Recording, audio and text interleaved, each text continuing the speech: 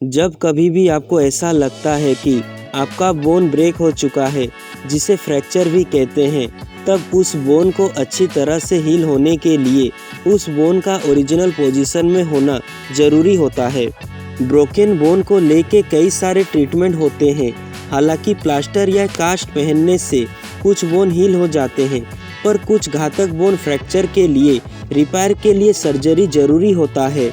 इस सर्जरी में broken bone को सही जगह में रखने के लिए मेटल स्क्रू, पिन्स, रॉड और प्लेट का यूज़ होता है और इस प्रोसेस को हम open reduction and internal fixation या शॉर्ट में ओरिप सर्जरी भी कहते हैं।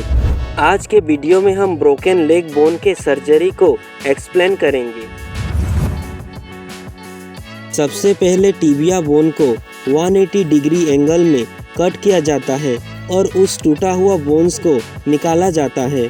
फिर जॉइंट्स के नीचे के हिस्से में, जिसे प्रॉक्सिमल टिबिया कहते हैं, वहाँ पे ड्रिल किया जाता है और लेग को सीधा खड़ा करके इंटरमेडुलरी रोड लगाने से पहले ऊपर से नीचे की ओर एक गाइड वायर लगाया जाता है।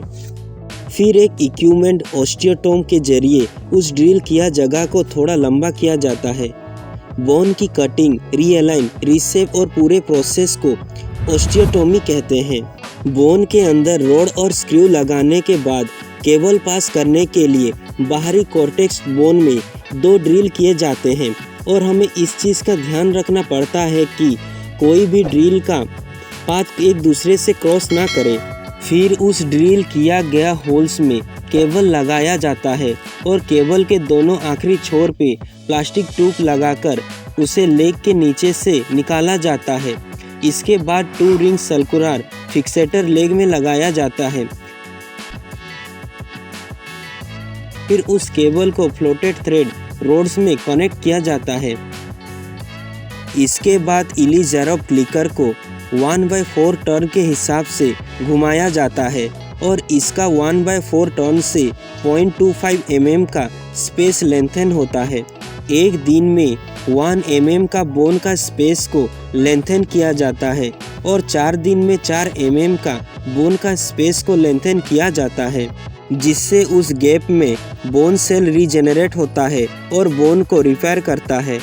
136 दिन के बाद जब बोन पूरी तरह से रिपेयर हो जाता है, तब इंटरलॉकिंग के लिए उस बोन में एक बोल्ट को लगाया जाता है और इसके बाद बाहरी फिक्सेटर को निकाला जाता है। ऐसे कई सारे लेग होते हैं जिनका दोनों लेग्स का लेंथ एक दूसरे से अलग होता है और इसे उसी प्रोसेस के सहारे ठीक किया जाता है। हमें जिस लेग को लंबा करना है उसे सीधा खड़ा करके पहले फिबुला बोन में ड्रिल करके 3 होल्स किए जाते हैं और ऑस्टियोटोम टूल के सहारे उस बोन में गैपिंग किए जाते हैं। फिर वैसे ही टिबिया बोन में 3 होल किए जाते हैं और गाइड वायर इंसर्ट किया जाता है।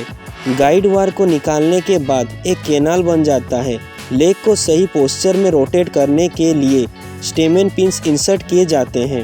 फिर प्रेसाइज नेल को उस ड्रिल किया गया जगह तक डाला जाता है और ऑस्टियोटोम टूल के जरिए ऑस्टियोटोमी प्रोसेस को कंप्लीट किया जाता है और इसके बाद उस नेल को टिबिया बोन के नीचे तक इंसर्ट किया जाता है। डिस्टल लेग और बोन को स्लाइटली रोटेट किया जाता है, ये कंफर्म होने के लिए ऑस्टियोटोमी अच्छी तरह से हुआ है कि नहीं। फिर इंटरलॉकिंग स्क्रू को लगाया जाता है। उसके बाद फिबुला लेंथ स्टेबलाइजेशन स्क्रू को भी लगाया जाता है। कुछ ही दिनों के बाद उस बोन में गैप बनना चालू हो जाता है और उस गैप में बोन सेल रीजेनरेट होने लगता है। सर्जरी के 1 साल बाद उस इम्प्लांट किया गया टूल्स को निकाला जाता है।